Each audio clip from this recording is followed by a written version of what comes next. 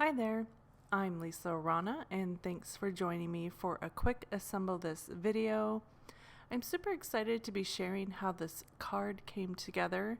Just with some simple stamping, using one stamp set, you can create this pretty tree background for a wonderful supportive card for a friend. I am featuring the Beautiful Things Change stamp set from Unity Stamp Company. Has just a bunch of trees and tree tops that you can mix and match, plus some really beautiful supportive sentiments. I have all my stamps ready to go here, and I'm just collecting a bunch of different stamping blocks to make my stamping process a little bit easier. You don't have to have each stamp on a different block. If you don't have that available, you can do them one by one. But again, I just wanted to have everything ready and set to go. I have 3 different colors from Gina K ink. I'm using Jelly Bean, Fresh Asparagus, and Grass Green, and I'm matching one color per shape of treetop.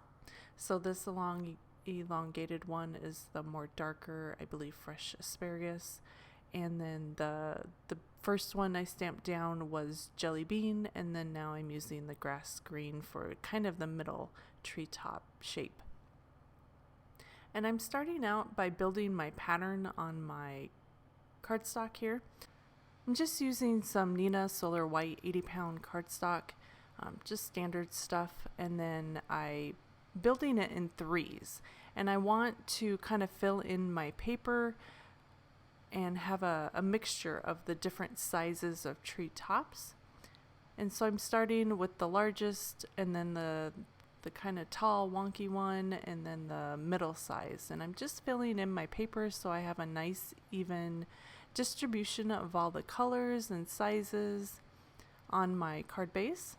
And now I'm just matching up my trees to their tree tops, just trying to decide what shape I want it to go with which tree trunk. And I'm using dark chocolate Gina K ink for my tree trunks and matching them again per color. So all the larger blocks are going to have the same tree trunk, and the tall skinny one's going to have the same tree trunk. And I just filled that all in and set that off to the side. Now I'm going to stamp my sentiment